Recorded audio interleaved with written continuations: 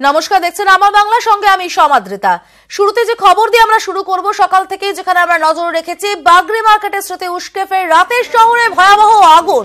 গড়িয়াহাট মোড়ের বহুতলে আগুন, বহুতলের পঞ্চম তল পর্যন্ত আগুন ছড়িয়ে পড়েছে। পুড়ে ছাই ট্রেডার্স অ্যাসেম্বলি সহ একাধিক দোকান।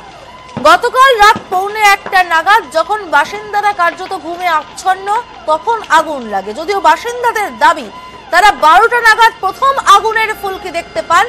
রাস্তার সামনে থাকা ট্রান্সফরমার সেটাই বাস্ট করে বলে বাসিন্দাদের দাবি, এবং সেখান থেকেই হকারদের ডালায় ছড়িয়ে পড়ে আগুন, যা দ্রুত ছড়িয়ে পড়ে, কারণ সেখানে ব্যাগের দোকান থেকে আরম্ভ করে জামা কাপড়ের দোকান, শাড়ির দোকান, ফলত সবই দাহ্য বস্তু হওয়ায় খাবারের দোকানও ছিল, যেখানে সিলিন্ডার মজুত করা ছিল। খুব দ্রুত আগুন ছড়িয়ে পড়ে বহুতলটিতে, এবং রাত 1টার যে ছবিটি দেখতে পাচ্ছেন তখন কার্যত দাউ দাউ করে জ্বলছে গোটা বহুতলটি, এবং পঞ্চম তল পর্যন্ত আগুন ছড়িয়ে পড়ে। সেই আগুন কিন্তু এখনো ভিতরে রীতিমতো লেলিহান শিখায় জ্বলছে। ঘটনাস্থলে কাজ করছে দমকলের 19টি ইঞ্জিন। ঘটনাস্থলে যান দমকল মন্ত্রী সুজিত বসু, ডিজি দমকল, কলকাতা পুলিশের বিপর্যয় মোকাবিলা দলও যায়।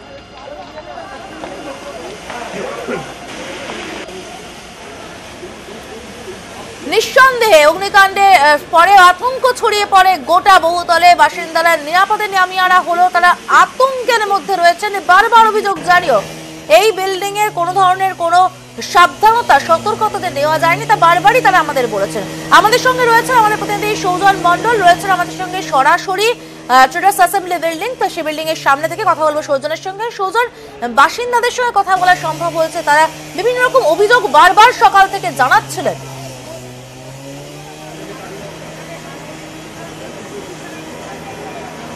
দেখো, এই মুহূর্তে আগুন জ্বলছে, আমরা দেখতে পাচ্ছি এই গড়িয়াহাট রোড থেকে যে দিকটা দেশপ্রিয় পার্কের দিকে গেছেন ওই দিকটা। এবং তুমি যেটা বলছিলেন যে বাসিন্দাদের কথা, আমাদের সঙ্গে একজন বাসিন্দা রয়েছেন, এই বিল্ডিংয়েরই 5 তলার বাসিন্দা, তার সঙ্গে একটু কথা বলবো। দিদি, কি অবস্থা হয়েছিল, আপনারা কি দেখেছিলেন? শুয়েই ছিলাম, তখন 12:30 বাজে। আমরা ওই সময় দেখি পুরো 5 তলা অবধি আমরা 5 তলায় থাকি, দাদাও করে আগুন উঠছে। তো ওই মুহূর্তে আমাদের কোনো মাথা কাজ করছিল না, কোনো রকম আমরা প্রাণে বেঁচে আমরা ছাদ দিয়ে বেরিয়ে এসেছি। তো কোনো রকম প্রাণে পেয়েছি, বাড়িতে এখন ঢুকতে পারছি না, কি অবস্থা কিছু জানি না আমরা। আপনাদের এখানে যে মানে এরকম একটা বিজিএস জায়গা এবং একটা প্রাইম লোকেশন, এত ইম্পর্টেন্ট একটা বিল্ডিং, এত ব্যবসা হয় এখানে, এখানে আগুন নেভানোর মতো যে ব্যবস্থাগুলো হয় সেগুলো কি কোনো রকম ছিল? আমাদের সামনেই ফায়ার ব্রিগেড, দাদা, সামনেই পুলিশ স্টেশন, সব কিছু সামনে। তো অনেক পরে এসে ফায়ার ব্রিগেড এসছে, মানে অ্যাডাল্ট ফ্যান্স অনেক পরে এসে করেছে, আস্তে আস্তে করে স্প্রেড করছে। এসেছে ফায়ার ব্রিগেড, তার আগে যতটা আসা দরকার ছিল ততটা তখন আসে। আপনার ফ্যামিলি মেম্বারদের আর কি অবস্থা? আমাদের ফ্যামিলি মেম্বার কোনো রকম প্রাণে বেঁচেছি। আমার চেস্ট ইনফেকশন আছে, আমি কোনো রকম মাস্ক নিয়ে ঘুরছি, আমার অলরেডি গ্যাস মানে হয়ে গেছে। তো এই সিচুয়েশান রয়েছে, বাড়িতে আমরা ঢুকতে পারছি না, জাস্ট মোবাইলটা নিয়ে আমি বেরিয়েছি। আমার অবস্থা খুবই। আপনার মেয়ে তো হায়ার সেকেন্ডারি পরীক্ষা দেবে, তার পড়াশোনা কি হবে? পড়াশোনা তো করতে হচ্ছে, বই খাতা সব বাড়িতেই রয়েছে, আমি কিছুই জানি না কি হবে। আমার শরীর ভীষণ খারাপ লাগছে, আমি কথা বলতে পারছি না, আমার শরীর হচ্ছে। তো আমরা দেখলাম সমাদৃতা যে ওনারা কীরকম মানসিক বিপর্যয়ের মধ্যে রয়েছেন, এবং গুরুত্বপূর্ণ হচ্ছে যে ওনার বড় মেয়ে যে উচ্চ মাধ্যমিক পরীক্ষা দেবে, সে তার সামনে পরীক্ষা, এবং তার কি অবস্থা। এই যে 5 তলার একদম ওই শেষের দিকের যে বারান্দাটা আমরা দেখতে পাচ্ছি যে আগুনে জ্বলে গেছে, ওইটা হচ্ছে ওনাদের বাড়ি, ঠিক এসির ওপরটাতে। তো আমরা এখান থেকেই চেহারাটা দেখে বুঝতে পারছি যে কি সমস্যার মধ্যে ওনারা পড়েছেন। এবং আরেকবার ওনার সামনে কথা বলবো যে যখন বেরোলেন বা বাইরে এসে দেখলেন, তারপর আপনি কি নোটিস করলেন? আমি তো ভয়, তার যেই দিকে আমার আগুন জ্বলছে, আমার বাড়ির দিকে না থেকে আমি পেছন দিকে দাঁড়িয়েছিলাম। আমার হাজবেন্ড এসে দাঁড়িয়ে দেখছে আমার ঘর জ্বলছে, সামনে পোর্শনটা পুরো জ্বলে গেছে, দরজালা সব হয়ে গেছে, ধূলিসাৎ হয়ে গেছে। তো আমরা ওনার মুখ দিয়ে শুনলাম যে সেই অবস্থাটা কি হয়েছিল, কি রকম ভয়ঙ্কর অবস্থা হয়েছিল। দেখা যাচ্ছে তোমার কাছে কত তল পর্যন্ত আগুন ছড়িয়েছে বলে বাইরে থেকে দেখে বোঝা যাচ্ছে। আমি বলবো যে এখন কি অবস্থা?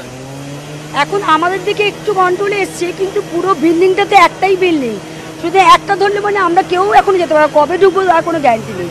যা কন্ডিশন আছে, বাড়ি পুরো কালো হয়ে রয়েছে। তো আমরা শুনলাম ওনার কাছ থেকে যে কি সংকটের মধ্যে ওনারা পড়েছেন, নিজেদের বাস করার জায়গা, নিজেদের ঠিকানা, সেই ঠিকানা থেকে আজকে তারা গৃহচ্যুত হয়ে গেছেন, এবং এরকম একটা ভয়াবহ অবস্থায় হয়েছেন, এবং তারা সেই রাত থেকে এখনো পর্যন্ত রাস্তায় রয়েছেন। এবং তো সেই ভয়ঙ্কর অবস্থাটা আমরা সমাদৃতা এই মুহূর্তে আমাদের দর্শকদের সামনে তুলে ধরছি, যে দমকল এবং ডিজাস্টার ম্যানেজমেন্টের লোকেরা কাজ করছে। বাইরের লোক এসে বাড়ির লোকজন এসে জিনিস দিয়েছে, পোশাক নিজেদের পোশাক নেই। যে পরিষেবাটা এখন শুরু করা হয়েছে, এই গাড়িটা একটার সময় আনানো হয়েছে, ব্যাড লাক। কিন্তু তখন থেকে যদি এই গাড়িটা স্টার্টিং করা হতো, এতখানি অ্যাক্সিডেন্ট হতো না, এতখানি হতাহত হতো না, সেটা আমার বুদ্ধিতে বলছি। কিন্তু ওনারা যারা কাজ করছেন, ওনাদের এক্সপিরিয়েন্স আমাদের কাজের থেকে অনেকখানি এগিয়ে। এখানে অনেকখানি আমরা ওনাদের অভিযোগের কথাটাও শুনলাম যে শুরু থেকে সেইভাবে এতটা ব্যবস্থা নেওয়া হয়নি, তার ফলে এতটা ভয়াবহ অবস্থা হয়েছে। এবং শুরুতে দুটো গাড়ির কথা বলছেন, যদিও দমকলের নিয়মে শুরু হয়। কোনো আমাদের নিশ্চয়তা নেই, তার মধ্যেও এই একটা গড়িয়ার জংশনের মধ্যে আমাদের এই ভোগ করতে হচ্ছে। পুরো উদ্বাস্তুর মতো রাস্তায়, একটা থেকে রাস্তায় রয়েছি আমরা, বাচ্চাগুলো পুরো মানে আমার গরম জামা রাস্তায় হচ্ছে, পাগলের মতো দৌড়চ্ছি, নিজের প্রাণ বাঁচাবো না জিনিসপত্র, শুধু এইটা সেম নিয়ে বেরোতে পেরেছি।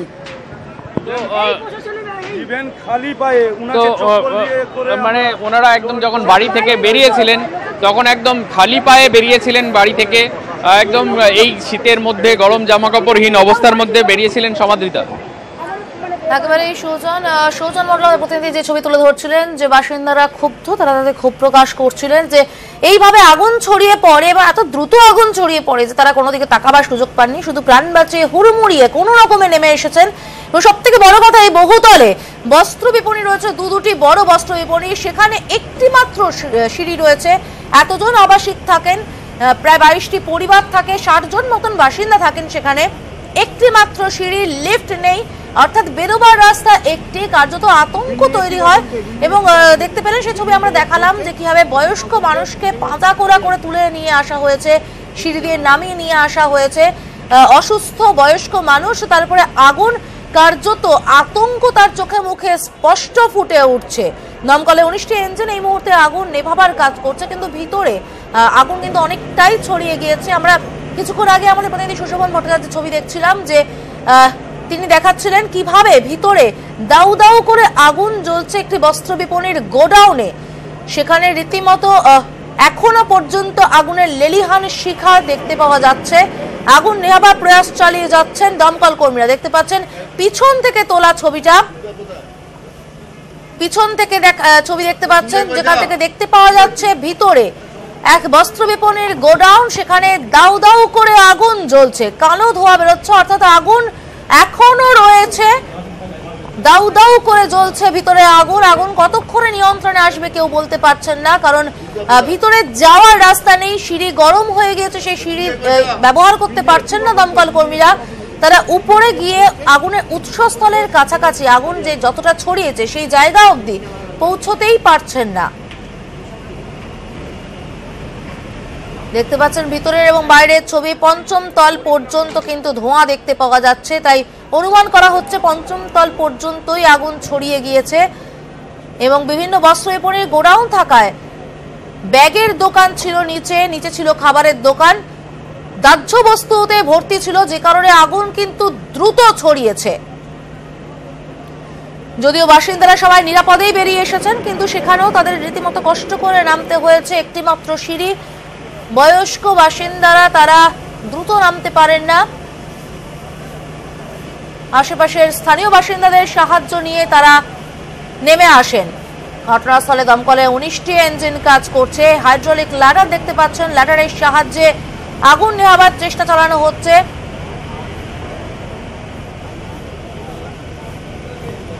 সুশোভন ভট্টাচার্য আমাদের প্রতিনিধি রয়েছেন টেলিফোনে। সুশোভন, ভিতরের ছবিটা তোমার কাছে জানতে চাইবো, এখন কি পরিস্থিতি? দেখো, ভেতরে যেহেতু পকেট ফায়ার রয়েছে সেই জন্য প্রচুর দোকান রয়েছে। মূলত ডিজাস্টার ম্যানেজমেন্টের যারা কর্মীরা রয়েছে তারা দুতলায় এসছেন, দ্বিতীয় তলে এসে বিভিন্ন দোকান রয়েছে যেগুলো শাটার দিয়ে বন্ধ, সেগুলো কিন্তু কাটার কাজ করছেন। কিছু কিছু সময় তারা ভেঙে দেওয়ার চেষ্টা করছেন, না ভাঙলে বাধ্য হয়ে তাদের কাটতে হচ্ছে। এবং ফায়ারের যারা আধিকারিকরা রয়েছেন তারাও কিন্তু রয়েছেন, এবং তাদের জন্য সমস্যা তৈরি হচ্ছে। প্রচন্ড গরম ভেতরটা, এবং তারা কাজ জন্য ভেতরে থাকতে পারছেন না। এবং বিভিন্ন যে সিঁড়ি, এই সিঁড়িতে তারা দাঁড়িয়ে রয়েছে, সিঁড়িটাও প্রচন্ড গরম।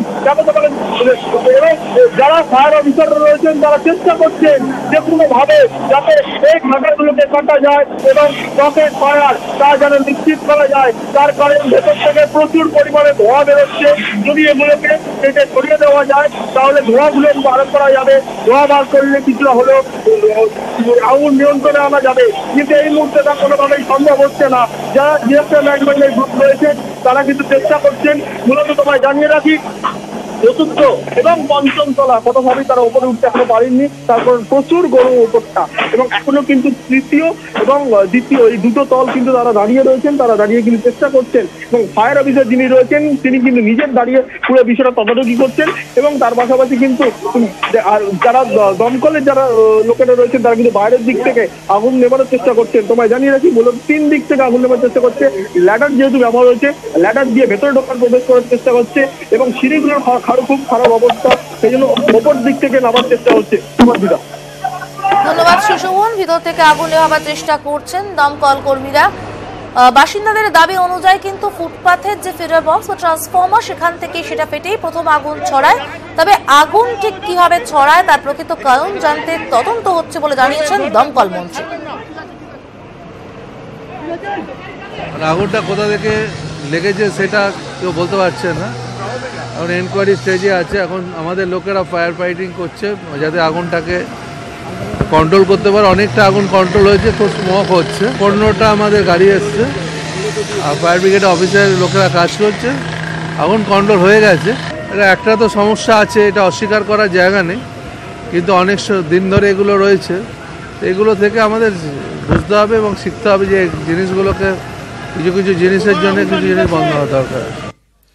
বাগরি মার্কেটের স্মৃতি উস্কেফের বহু আগুন, এই মুহূর্তে ছবি দেখতে পাচ্ছেন গড়িয়াহাট মোড়ের বহুতল, সেখানে বিধ্বংসী আগুন। 5ম তল পর্যন্ত আগুন ছড়িয়ে গিয়েছে বলেই অনুমান। এখনো ভিতরে কিন্তু দাউ দাউ করে আগুন জ্বলছে।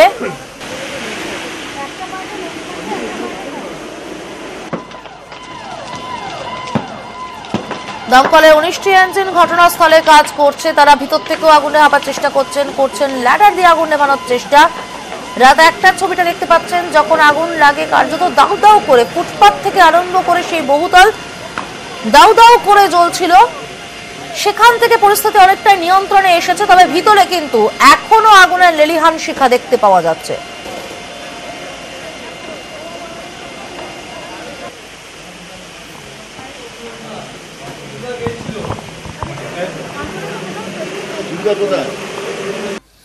রাত 12টার কিছু পরেই হোক বা রাত 1টা নাগাদ আগুন যখনই লাগুক, এখন 9:15 বাজে, এখনো পর্যন্ত কিন্তু সে আগুন সম্পূর্ণ নিয়ন্ত্রণে আসেনি। অর্থাৎ 8 ঘন্টা পরেও আগুন কিন্তু দাউ দাউ করেই জ্বলছে বলা যায়। ভিতরে যে ছবি আমাদের একটু আগেই দেখিয়েছেন আমাদের প্রতিনিধি সুশোভন ভট্টাচার্য, সেখানে কিন্তু দাউ দাউ করে আগুন জ্বলার ছবিটাই আমরা দেখতে পেয়েছি। বস্ত্র বিপণের গোডাউন, সেখানে এখনো আগুন জ্বলছে, তবে বাইরে থেকে কিন্তু আগুন অনেকটাই নিয়ন্ত্রণে আনা সম্ভব হয়েছে। তবে ভিতরের আগুন কতক্ষণে নিয়ন্ত্রণে আনতে পারবেন দমকল কর্মীরা জানাতে পারছেন না, কারণ ভিতরে আগুনের যদ্দূর ছড়িয়েছে আগুনের লেলিহান শিখা, সেই পর্যন্ত পৌঁছানো সম্ভব হচ্ছে না দমকল কর্মীদের পক্ষে। একটি মাত্র সিঁড়ি বহুতলে, সেটাও আগুনের ফলে গরম হয়ে রয়েছে, সেই সিঁড়ি ব্যবহার করাও সম্ভব হচ্ছে না দমকল কর্মীদের জন্য। ল্যাডার দিয়ে বাইরে থেকে ঢোকার চেষ্টা চালিয়ে যাচ্ছেন তারা। সুশোভন ভট্টাচার্য আমাদের প্রতিনিধি রয়েছেন আমাদের সঙ্গে সরাসরি। সুশোভন, ভিতর থেকে যে ছবি তুমি আমাদের তুলে ধরছিলে, এখন কি পরিস্থিতি? আগুন কি নিয়ন্ত্রণে আনার ক্ষেত্রে কিছুটা অগ্রসর হয়েছে দমকল কর্মীরা?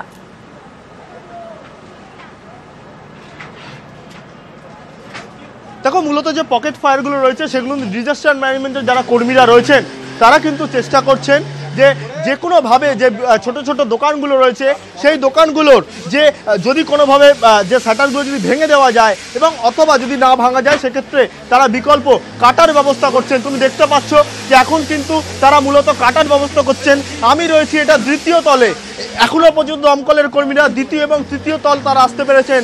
4র্থ 5ম তল কিন্তু প্রচণ্ড গরম, তারা কিন্তু কোনোভাবে যেতে পারছেন না। দমকলের কর্মীরা তারা চেষ্টা করছেন যে বিভিন্ন দিক থেকে আগুনটা আয়ত্ত করার। ডিজাস্টার ম্যানেজমেন্টের কর্মীরা তারা কিন্তু পকেট ফায়ার যেগুলো হচ্ছে, মূল যে আমাকে যেটা বলছিলাম যে সমস্যা হচ্ছে পকেট ফায়ার, সেই পকেট ফায়ারগুলোই কিন্তু আয়ত্তে আনার জন্য এই যে শাটার রয়েছে সেগুলো ভাঙার চেষ্টা করছেন। অপর দিক থেকে তোমায় জানিয়ে রাখি যে একটা শাটার ভাঙলে আবার একটা শাটার, সুতরাং জোড়া মানে দুখানা পরপর শাটার থাকার কারণ কিন্তু অসুবিধা নতুন করে তৈরি হচ্ছে। আমার সঙ্গে দমকলের এক আধিকারিক রয়েছেন, আপনাকে যেটা প্রথমেই জিজ্ঞাসা করব যে এখন মূলত কি অবস্থা, কতক্ষণ লাগতে পারে? আমরা এখন যেভাবে শুরু করেছি এটা চলতে থাকলে হলে আমরা দুপুরের মধ্যে আশা করছি আগুনটাকে নিয়ন্ত্রণ করে ফেলব। পকেট ফায়ার বা এই দোকানগুলোতে যে শাটারগুলো আটকে আছে কতটা সমস্যায় ফেলেছে আপনারা? ব্যাপক ব্যাপক, এই দেখতেই পাচ্ছেন ত্রিস্তরীয় নিরাপত্তা, শাটার, কাঠের দরজা, আবার শাটার, কোথায় আবার কাটার রোলিং শাটার, এই কোলাসেবল গেট, আবার কাঠের দরজা, এইভাবে আছে। ফলে প্রচুর ডিএমজি এবং সিভিল ডিফেন্স ব্যাপক প্রচেষ্টা চালাচ্ছে, আমাদের ছেলেরাও আছে। তো আমরা চেষ্টা করছি, আশা করছি যদি এইভাবে চলতে থাকে আশা করছি দুপুরের দিকে আমরা আগুনটাকে একটা জায়গায় এনে দিতে পারবো। বহুতল বিপণী, তখন অগ্নি নির্বাপক ব্যবস্থা যথাযথ থাকা দরকার। এইখানে আগুন লেগেছে অনেকক্ষণ, অগ্নি ব্যবস্থা কি একেবারে ছিল না? দেখতে পাইনি আমি কিছুই দেখতে পাইনি এখানে। সুশোভন, আগুন নেভাতে কতটা বেগ পেতে হয়েছে ওনাদের, জানতে চাও ওনার কাছে।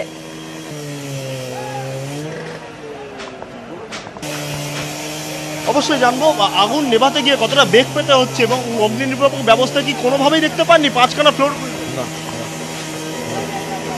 আমি দেখতেই পাইনি। এই বিল্ডিংয়ে অগ্নি নির্বাপন মানে ব্যবস্থা আছে কিনা আমার সন্দেহ আছে। সুশোভন, রাত 1টা নাগাদ যদি আগুন লেগে থাকে, সেখানে এখন 9:30 বাজতে চললো, 8 ঘন্টারও অনেক বেশি সময় কেটে গিয়েছে। কোথায় সমস্যা হচ্ছে, কেন এতটা সময় লাগছে আগুন নিয়ন্ত্রণে?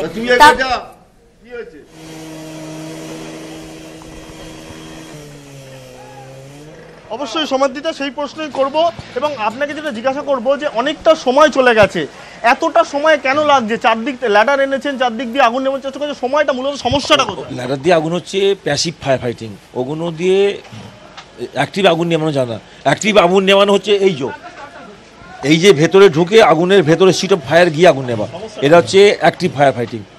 এর সমস্যা হয়েছে, প্রথম কথা হচ্ছে যে ওই যে প্রতিকল মানে কাটিংয়ের অবস্থা হচ্ছে, আর দ্বিতীয় কথা সিঁড়ি হচ্ছে প্রায় ভগ্ন প্রায় অবস্থায় হয়ে গেছে। এটা আমাদের জীবনে ঝুঁকি নিয়ে আমরা আসতে হয়েছে আগুনের সাথে।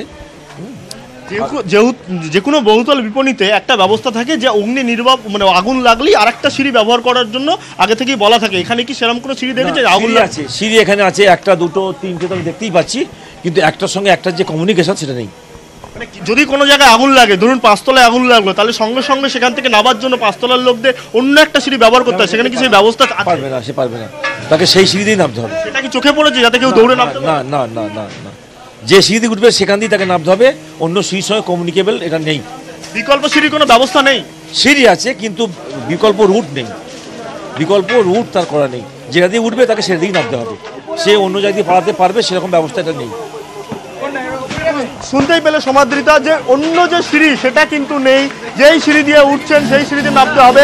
তুমি জানো আগুন লাগলে সেই সিঁড়ি গরম হয়ে যায়, আতঙ্ক তৈরি হয়। গতকাল রাত্রে যেটা ঘটেছিল এটাই কিন্তু একবারে স্পষ্ট হচ্ছে গতকাল রাত্রে কিভাবে আতঙ্ক তৈরি হয়েছিল। একেবারে সময় বুঝতে পারা যাচ্ছে যে বহুতলে 3টে সিঁড়ি আপাতত দমকল কর্মীরা দেখতে পেয়েছেন, কিন্তু 3টে সিঁড়িতে যোগাযোগ ব্যবস্থা ঠিক সেইভাবে করা নেই যে অংশে রয়েছে সিঁড়িটি সেই অংশের মানুষ কিন্তু ওই একটি সিঁড়ি ব্যবহার করতে পারবেন, বিকল্প হিসেবে দ্বিতীয় বা তৃতীয় সিঁড়িটি ব্যবহার তারা করতে পারবেন না, সেই অংশে তারা যেতেই পারবেন না। অর্থাৎ বাসিন্দাদের কাছে কিন্তু অবলম্বন হিসেবে একটি সিঁড়ি থাকছে প্রত্যেকে, মানে যে অংশে যারা আছেন সেই অংশের ক্ষেত্রে অত্যন্ত কষ্ট করে সেই কারণে বাসিন্দাদের বেরোতে হয়েছে। রাতে সে ছবিও আমরা দেখিয়েছি দর্শকদের।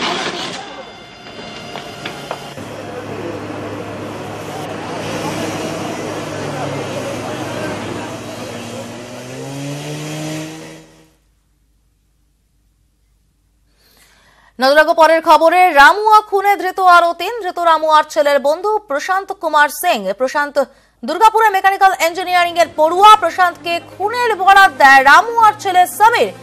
প্রশান্তকে 30,000 টাকা দেয় সাবির। আরো 2জনকে কাজে লাগায় প্রশান্ত। অরুণ ঘোষ প্রতিনিধি রয়েছেন টেলিফোনে। অরুণ, কি খবর পাচ্ছ? দেখো, এই রামুয়া হত্যাকাণ্ডের পেছনে কিন্তু তার স্ত্রী রয়েছে এমনটা পুলিশের প্রথম থেকে অভিযোগ ছিল এবং সেই সূত্র ধরে পুলিশ জানতে পারে। স্ত্রীকে জিজ্ঞাসা করার পর সে বলছে যে তার স্বামীর প্রতি তারা অতিষ্ঠ হয়ে গেছিল স্বামীর অত্যাচারে। বাধ্য হয়ে তারা ভাড়াটে খুনি মানে তার ছেলের বন্ধুকেই কিন্তু কাজে লাগায়। এই প্রশান্ত এবং সুমিত তারা একসঙ্গে এক সময় কলেজে পড়তো। প্রশান্ত কিন্তু দুর্গাপুর মেকানিক্যাল ইঞ্জিনিয়ারিং তৃতীয় বর্ষের ছাত্র। এই ঘটনার পর তারা তাকে বাড়িতে ডেকে নিয়ে আসে এবং রামু একটা পিস্তল কিনেছিল। রামু একটি পিস্তল বাড়িতে নিয়ে আসে এবং সেই পিস্তলটি তার স্ত্রী সরিয়ে ফেলে এবং তার বন্ধুদের ডেকে কিন্তু সেই পিস্তল দিয়ে তাকে খুন করা হয় এবং পালিয়ে যাওয়ার সময় 30,000 টাকা নগদ এবং পিস্তলটি তারা নিয়ে যায়। টাটানগর থেকে কিন্তু এদের গ্রেফতার করেছে পুলিশ। ধন্যবাদ অরুণ।